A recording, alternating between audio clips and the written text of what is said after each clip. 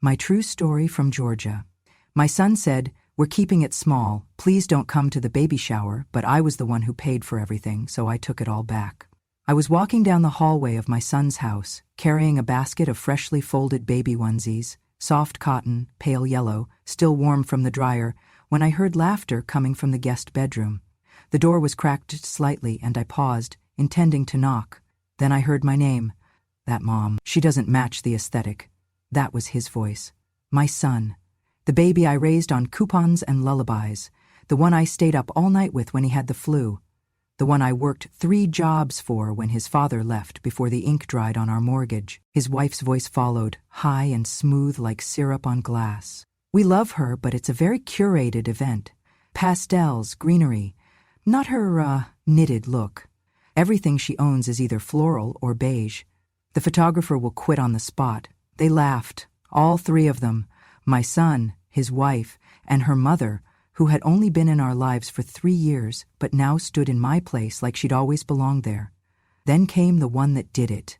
"She raised me, sure," he said, "but she is not raising this child. If she doesn't show up, it will save the day." I leaned against the wall. There was a pause, then her mother's voice, drier than the others. "It's not that we don't love her, it's just, she's so sad, like the ghost of disappointment." More laughter. No one even tried to whisper now. "Her gifts are always second-hand," my daughter-in-law added. "Her energy is depressing. No one wants that near a baby." I stood there with that basket in my hands, the folded onesies pressing into my ribs. I stared at the wall, tracing the paint trim with my eyes so I would not cry. I could not cry. Not there, not with them 2 feet away, still chuckling, still planning how to erase me without making a scene. I turned quietly, walked back down the hall, and placed the basket on the edge of the couch like I had never heard a word. My fingers shook as I smoothed the sleeves on the tiniest outfit, a soft green sleeper with little white ducks on the feet. I had found it at a vintage shop and hand-sewn a missing button. It looked brand new. It was brand new. Because love makes things new, but they would never see that. Not anymore.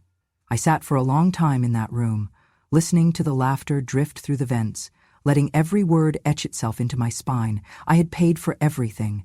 The cake, the venue, the monogram banners, the hand-painted welcome signs.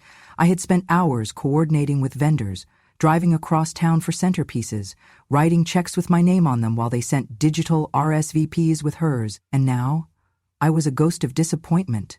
Too sad, too beige, too much. I wanted to storm back into that room and scream. I wanted to rip down every pastel garland and throw the guest list in the fire. But I did not. Instead, I stood up slowly, walked to the kitchen, poured myself a glass of water, and stared out the window. No tears came, only something harder, something older. Resolve. I would not beg to be included in my grandchild's life. I would not grovel for a seat at a baby shower I paid for. But I would take back what was mine, every dollar, every decoration, every bit of effort they had stolen and stamped someone else's name on. I would not shout. I would not weep. But I would remind them that I was not someone to be edited out of their story like a smudge on a photograph. I was the frame they had built their life inside, and if they did not want to see me, I would make sure they saw what happened when I disappeared. It started with a phone call in late February. The air was still sharp with winter, but the sound of my daughter-in-law's voice came through warm and excited. "We're doing a baby shower," she said, almost breathless. "Something sweet and simple. We thought maybe April, before I'm too big to enjoy it." My heart fluttered. I had waited for this moment. Years, honestly. After a lifetime of holding it all together, of giving until I was bone-tired and invisible, here was something I could give that would finally be celebrated. A shower for the next generation. A gathering of joy. My first grandchild on the way. "I'd love to help," I said softly. "Or host it, if that's all right with you two." There was a pause, a quick inhale, and then, "That would be amazing." And just like that, I was in. I threw myself into the planning like it was a mission. I hadn't felt this alive in years. Not since I was young, stringing streamers for birthday parties we couldn't afford, baking cakes out of pancake mix, hiding tiny gifts in pillowcases just to make my son smile. This was different. This time, I could do it right. I researched themes. Little woodland animals won out. Soft greens, gentle browns, cream accents. I found a local florist who agreed to do centerpieces with eucalyptus and baby's breath. I booked a venue with big windows and light hardwood floors. I ordered place cards shaped like baby foxes. They wanted a photo booth. I made one from scratch using driftwood and linen and fairy lights. It looked like something out of a magazine. I hand-wrote the invitations. I contacted a bakery that specialized in watercolor fondant and custom sugar cookies. I sent them a copy of the baby's ultrasound, which they turned into a delicate cake topper.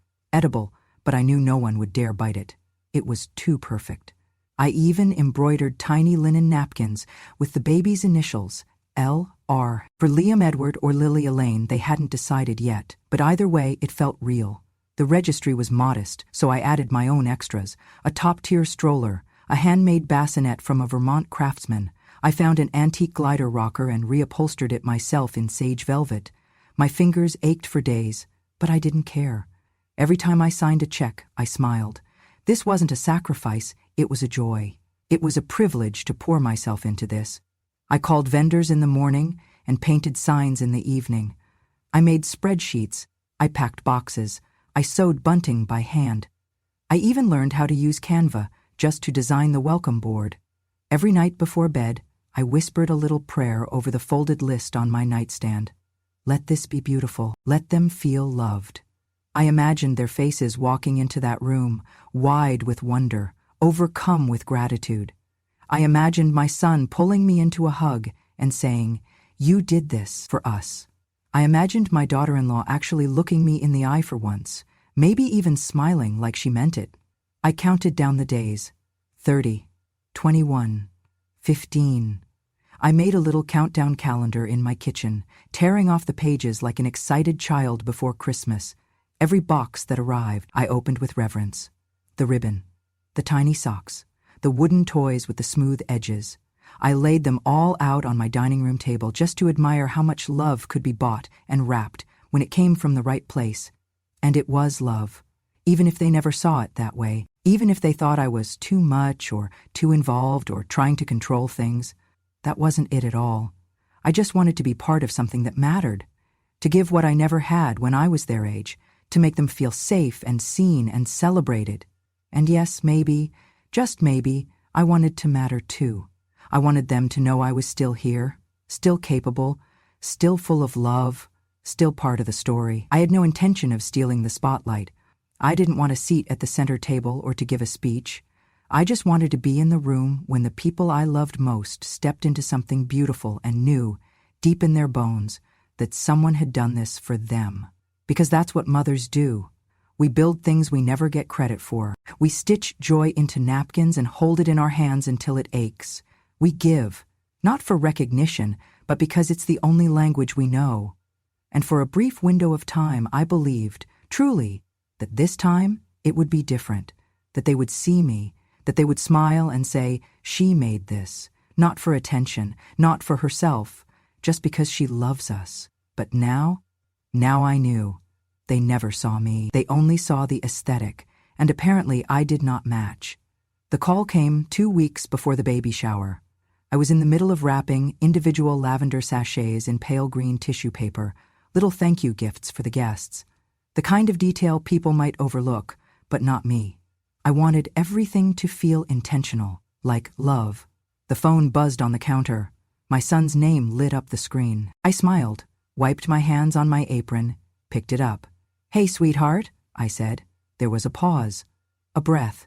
Then his voice, lower than usual, almost rehearsed. "Mom, listen, I need to talk to you about the shower." I froze, lavender still clinging to my fingers. "Of course," I said. "Is everything okay?" Another pause. "Yeah, it's just, we've been talking and, well, we've decided to keep it really small." Small? I had booked a venue that held 50.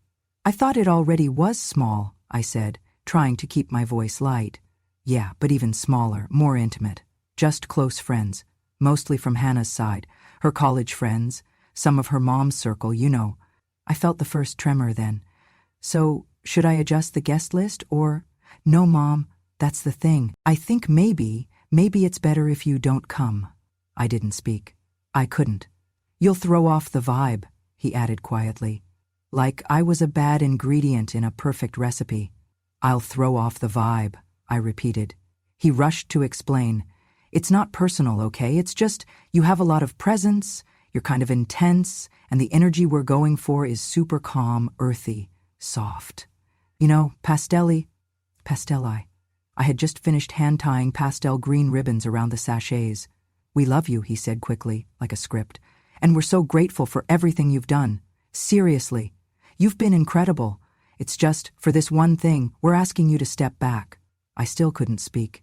So he filled the silence. We'll FaceTime you, we'll send tons of pictures. You'll feel like you're there. I felt like I had been dropped into freezing water. I paid for it, I said finally. He cleared his throat. And that's part of why it's going to be so special. Because of everything you've made possible. He said it like I was a sponsor, not his mother. Don't make this harder, Mom. That was the last thing he said before he hung up. I stood there for what felt like hours. The sachets were still unfinished. The glue gun still warm. I opened my email. Sure enough, the most recent guest list had a few edits. My name was gone, deleted, cleanly, without ceremony. In its place, under hostesses, were 3 names. Hannah, her mother, and a woman I barely knew, her mother's best friend, I assumed. Someone who had never changed a diaper or scraped together rent with a baby on her hip. I scrolled further.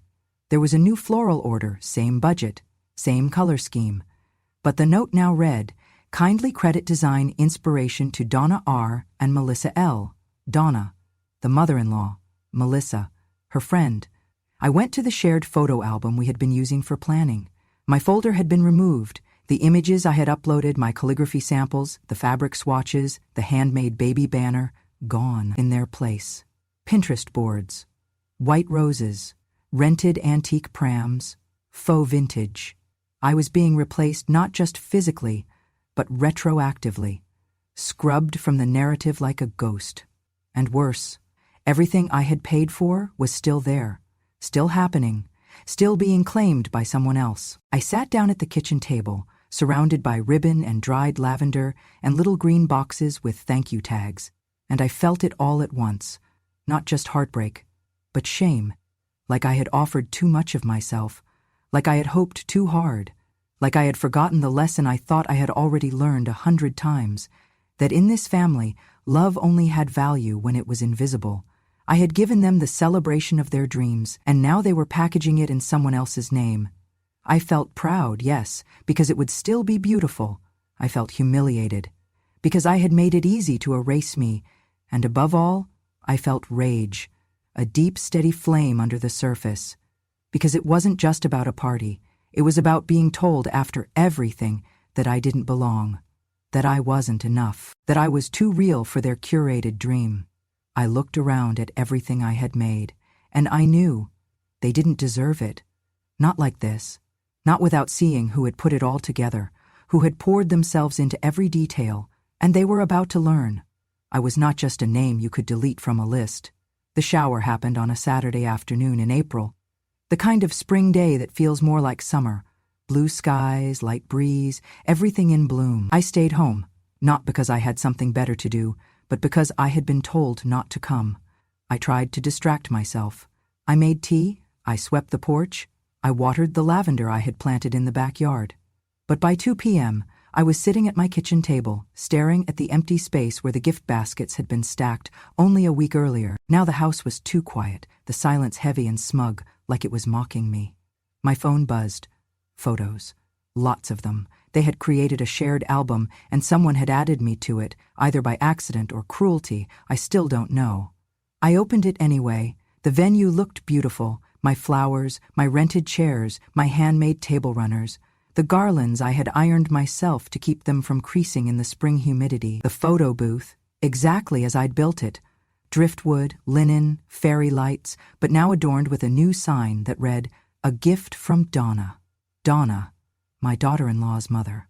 In picture after picture, she stood proudly beside the cake, the banner, the gifts, as if she had orchestrated every detail, and maybe she believed she had.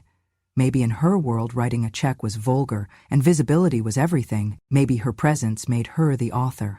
But I was the one who sewed the initials onto the napkins. I was the one who stood in line for 2 hours at the bakery. I was the one who negotiated the floral arrangement price down by 30% with the promise of future referrals. And yet, there she was, holding center court, smiling with her daughter, with my son. In one picture, I saw something that made my stomach turn. It was a shot taken in front of the custom backdrop wall, the one I designed. Pale green, soft whites, small wooden blocks spelling out Baby R in delicate font. In the photo were all 3 women, my daughter-in-law, her mother, and me. But it wasn't me. It was a Photoshop. Someone had taken an old photo of me from a birthday 2 years ago and pasted me into the corner of the group photo. Badly. My skin tone didn't match the lighting. My eyes were looking in the wrong direction, the proportions were slightly off, and my feet didn't align with the carpet beneath them. They tried to make it seem like I had been there, but not enough to include me for real, just enough to check a box. I scrolled through the comments on social media. The public ones were polite. Beautiful, so blessed, stunning shower. But in a private message thread, sent to me by a friend, bless her soul, were screenshots of texts between 2 of Hannah's friends. She paid for all of this, didn't she? Yeah, I heard she even did the cake and the decorations. So why isn't she here? Apparently she's difficult. They didn't want the vibe ruined. Wow, that's cold. She got what she wanted. She just didn't know when to stop. That last line hit me harder than I care to admit. She got what she wanted, as if love was a transaction, as if presence was punishment, as if generosity demanded silence. I closed the phone and sat still for a long time, long enough for the sun to move from one side of the room to the other. I imagined them unwrapping the gifts. I imagined them reading the little tags with names that weren't mine. I imagined the guests asking polite questions. And I imagined the lies. Oh, Donna coordinated everything. Melissa helped with the baking. It was all a team effort. But I knew the truth. And so did they. They could cover my face with pixels. They could scratch my name off the guest list. They could erase me from the memory of that day, clean as linen in bleach. But they could not change the origin. They could not rewrite the effort. They could not unknow that the woman they erased was the one who built the thing they celebrated. That every flower, every cupcake, every photo backdrop was a thread from my hands. They could not unmake what I had made, even if they pretended I was never there. I did not cry the day after the baby shower. I did not yell or call or confront. I did what women like me have always done. I cleaned. I swept the kitchen floor. I folded the laundry. I had ignored during all those weeks of planning. I put the lavender sachets into a drawer. I wrapped the leftover ribbons and returned them to their storage bin. Each motion quiet, deliberate, almost sacred. By the end of the afternoon, the only evidence that I had ever touched that shower was the dent in the dining room table where the gift baskets had sat for weeks. And then, I sat down with my laptop. One by one, I logged into every vendor account. The bakery, the florist, the venue, the photographer, the rental company. Every last reservation had been made in my name, every check signed by me, every invoice routed to my email. They had taken what I gave, but I had never handed over control. And now, I took it all back. With steady hands, I sent cancellation notices. With calm, courteous language, I withdrew deposits. And in one final email to the venue manager, I wrote, "Please redirect the reservation under my name for Saturday, April 15th, to the Children's Aid Society of Georgia. They will be using the space that afternoon. I am donating it in full." The reply came within the hour, "Consider it done." Then I emailed the bakery. The custom cake was already made, non-refundable. I told them to deliver it anyway, but not to the original address. Instead, I gave them the name of a shelter I had once donated clothes to, a place for young mothers. They deserved a celebration more than anyone. The centerpieces? Rerouted. The toys and books I had purchased and labeled with love? Donated. The rocking chair? Delivered directly to the shelter's nursery. Everything they had claimed, everything they had painted over with their curated aesthetic, I reclaimed and repurposed. Not for revenge, not yet, but because I refused to let my love be used as decoration and discarded as inconvenience. I called the director of the shelter, a woman named Trina with a voice like warm sunlight. "I know this is last minute," I said, but would you be open to hosting a little gathering this weekend? There's food, decorations, even a cake. No strings attached. She was quiet for a beat, and then I heard her voice catch. We've never had anything like that, she whispered. You do now, I said. Saturday came again, the same sunshine, the same spring air. But this time, I was not watching social media photos of a party I had funded but been banned from. This time I was there. Trina greeted me with a long hug. The room was simple: folding chairs, handmade streamers, balloons tied to doorknobs. But the joy? The joy was real. There were 10 young mothers, some with babies in their arms, some expecting. They laughed, they cried, they opened gift baskets and gasped at the softness of the baby clothes. They took turns in the photo booth, grinning without shame, holding each other with the gentleness of people who had been through too much too soon. One of the girls, barely 18, held up the ultrasound cake and said, "This is the most beautiful thing anyone's ever done for me." I stood back and watched. No one knew my name, no one asked me to speak, no one needed to know. But they saw me. They saw what I had created, not as a backdrop, not as an aesthetic, not as a vibe, but as a gesture, as a gift, the way it was always meant to be. At the end of the event, Trina came to me with tears in her eyes. "Why did you do this?" she asked. "Why now?" I smiled. "Because they didn't want me," I said. "And you did." And that was enough. I went home that night tired but whole. Not because I had taken anything away from them, but because I had finally given something to someone who saw it for what it truly was. Love, without condition, joy, without performance, presence, without permission. And for the first time in weeks, I slept without waking. It took less than 24 hours for the storm to hit. On Sunday morning, my daughter-in-law posted a photo on Instagram, a picture of her standing alone under a blank backdrop, holding her belly, the caption carefully curated. Today was supposed to be our baby shower. Instead, someone we trusted took everything away from us. No party, no gifts, no family, just heartbreak. Betrayed by blood, grief in pink. It exploded. Comments poured in. Friends, influencers, distant cousins who had not sent a Christmas card in a decade. OMG, what happened? I'm so sorry, this is horrible. Who would do that to a pregnant woman? Within hours, my son posted to his own page, "We tried to give our child a beautiful beginning. We didn't think a parent would take that from us out of spite." No names. But everyone knew. People started speculating in the comments. "That's so cruel. Who does that to their own family? Entitled boomers ruining everything." She probably wanted to control it, and when she couldn't, she pulled the plug. Classic.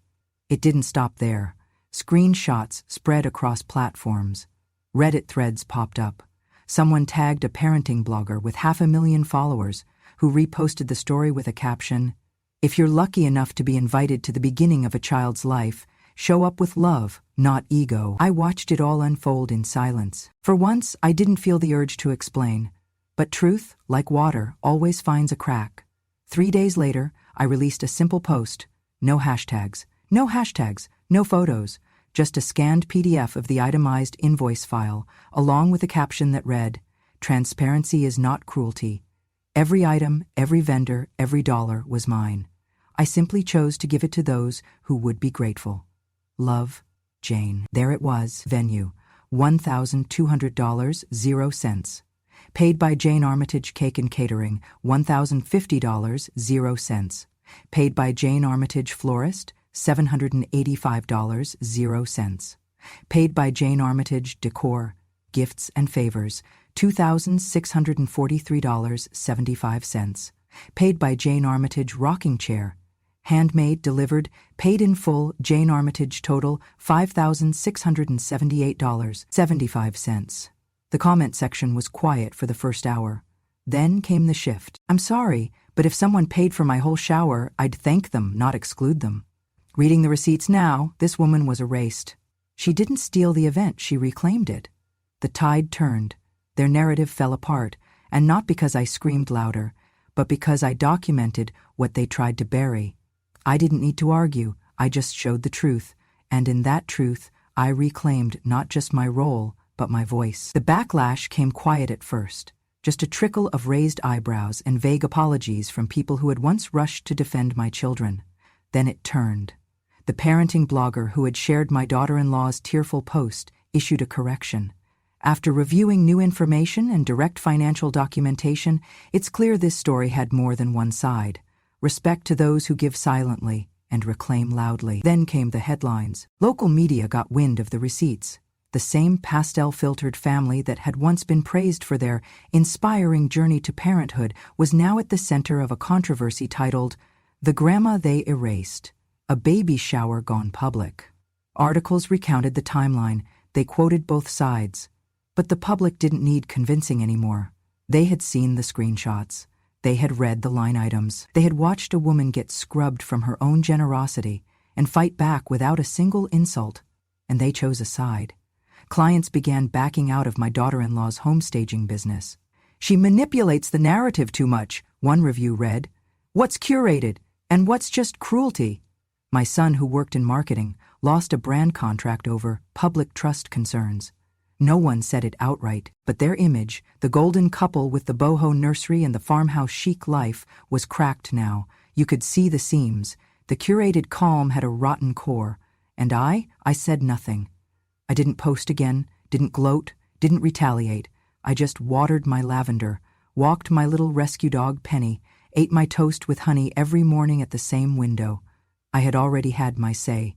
Truth had done the rest. I heard they tried to patch it back together.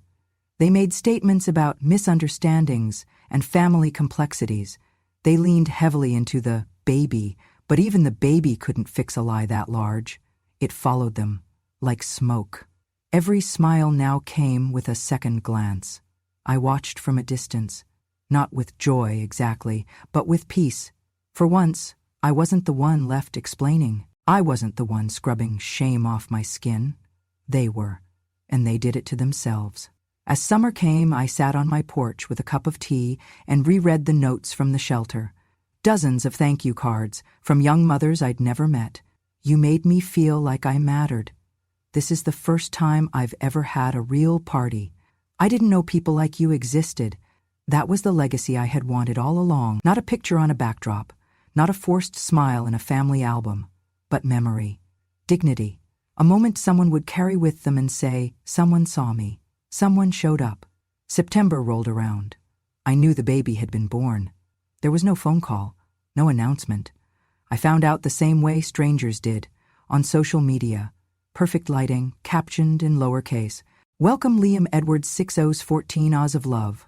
No mention of me, no grandma tag, no nod to the woman who had almost built them a palace to welcome him into. I stared at that post for a long time, and then I stood up, walked to my desk, and pulled out a card, cream embossed, simple. I wrote by hand, "I paid for love. I expect respect. Love me or don't." No signature, no return address. I slipped a crisp 50 into the envelope, not for them, but for the child, for the boy who didn't ask to be born into the chaos of curated cruelty. I mailed it the next morning, and I never heard back. But that wasn't the point. That card wasn't a request. It was a declaration, a quiet end, a graceful closing of the door. I do not need them to say sorry, not anymore. The words wouldn't change what happened. They wouldn't stitch back the hours I spent sewing napkins, planning centerpieces, or whispering love into a nursery I was never allowed to see. An apology wouldn't rewind time or erase the ache of standing outside my own story, listening to laughter I wasn't welcome in. No, what I needed, what I still need, was much simpler. To be remembered. Not perfectly, not constantly, just honestly. To be remembered as a woman who loved with both hands, who gave when no one asked her to, who showed up long before she was invited and stayed long after she was dismissed. To be remembered as a mother who didn't always get it right, but never stopped trying. And most of all, to be remembered as a grandmother, not in title, but in truth. Because loving a child doesn't require blood, it requires presence. And presence, no matter how briefly offered, leaves a mark. I do not know what my grandson will hear about me when he grows older. I do not know what version of the story will be told, but if one day he asks who sent that card, the one with the quiet words and the folded bill tucked inside, I hope someone has the courage to say, "She was the woman who gave before anyone else even thought to." And to those of you watching, reading, maybe holding your own ache in your chest, I want to tell you something plainly. You are not alone. If your name was left off the invitation, if your seat was placed in the corner, or not at all, if your love was seen as inconvenient, outdated, too loud or too heavy, I see you. Your worth isn't determined by who thanks you. Your love is not less real because someone pretended it didn't count. And your story? It matters. Even when no one claps, even when no one posts about it, even when the room goes quiet the moment you walk in, because the truth, our truth, does not shout. It doesn't fight for centerpieces or hashtags or curated lighting. It waits, and when the time is right, it returns. Not with fire, but with grace. Because revenge has no expiration date. But sometimes, forgiveness, for yourself, is the warmest way to win. There is a quiet that settles over your life when you stop waiting for people to return. When you stop hoping they will suddenly remember the warmth of your hands, the sound of your laughter, the years you gave without expecting a receipt. At first, that quiet feels like abandonment, but eventually, if you sit in it long enough, it starts to feel like peace. After the storm passed and the headlines faded, I built a routine not rooted in them, but in me. I started walking again, just a half-mile each morning, Penny trotting beside me, sniffing the same stones with fresh wonder every time. I learned the names of neighbors I had once nodded to but never really known. Ellen, who grows the best tomatoes on the block. Mr. Washington, who's 93 and swears by classical music for heart health. Lacey, a young teacher who brings leftover muffins from her classroom once a week and insists on calling me Miss Jane. These people never asked who I used to be. They didn't care what had gone viral or what had been said behind closed doors. They knew me only as I am now, and that, strangely, was the most healing part. I joined a quilting circle at the library on Tuesdays. I started baking again, real baking, not just box mixes and banana bread. I made cinnamon rolls from scratch and mailed them to the shelter. I taught one of the mothers there how to sew a hem, and she cried when the needle didn't break. "No one's ever taught me something useful before," she whispered. I smiled and said, "Honey, you've always been useful. The world just lied to you. There is power in small things. There is justice in joy. And there is a kind of strength that comes only after surviving betrayal with your soul intact." One afternoon in late fall, I got a letter. A real letter, no email, no text, just pen on paper. It was from my son. I opened it with careful hands. "Mom," it began, "I don't know how to say this without sounding like a hypocrite. Maybe I am one. Maybe I always was." He went on. Apologies, explanations, memories. Some true, some rewritten by guilt. He said they were struggling, that the backlash had changed things, that Hannah wasn't the same, that parenthood was harder than they expected, that he missed me. At the end, he wrote, "Liam started saying grandma when he sees old pictures. We tell him stories about you. I just wish they were current ones." I stared at that sentence for a long time. Part of me wanted to tear it up. Another part wanted to run to the phone, to forgive it all, to pick up where we left off. But I didn't do either. Instead, I wrote one line on a small card and mailed it back. "I taught you how to say sorry. Now teach your son how to mean it." I haven't heard from him since. But again, that's not the point. The point is that I responded without bitterness, because there's a difference between closing a door and locking it forever. Mine is closed, firmly, but not sealed. Some wounds are too deep to ignore, but not all require infection. Some truths must stand on their own, without reconciliation, and sometimes you do not heal by opening the wound. You heal by planting something in its place. I planted rosemary for remembrance. I planted tulips because they rise again every year no matter how brutal the winter. I planted a small lemon tree in a pot by the front door because my granddaughter, if she ever finds her way to me, will need something bright and sweet to reach for. And I planted peace, every day, with every act of joy not performed, but chosen. Because love, real love, does not always get the storybook ending. Sometimes it gets rewritten. Sometimes it gets stolen. But sometimes, if you are brave and quiet and strong enough, it gets reborn. Not through revenge, not through retribution, but through reclamation, of voice, of dignity, of self, and that is the ending I choose. Not the one they tried to give me, but the one I earned, one gentle morning at a time.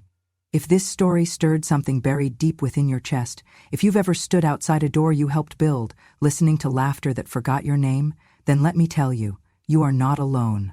If you've poured your love into people who edited you out of their memories, if you've been called too much, too outdated, or just inconvenient, you're in the right place. This is Grandma True Stories, where silence is not weakness, it's strategy. Where being overlooked does not mean being irrelevant, just underestimated. Here, we remember the women who raised children and were repaid with distance, the mothers who stayed up late sewing costumes and ended up cropped out of photos, the grandmothers who gave everything and were still told it wasn't enough. But now, we speak. Not to yell, not to beg, but to tell the truth, clearly and completely. Because the truth doesn't need to shout, it just needs to be heard. So if your heart beat a little harder at any part of this story, if you recognized yourself in these quiet pages, I invite you to stay. Pull up a chair, subscribe to the channel, click that bell, and join us, because when a grandma speaks, the world finally listens.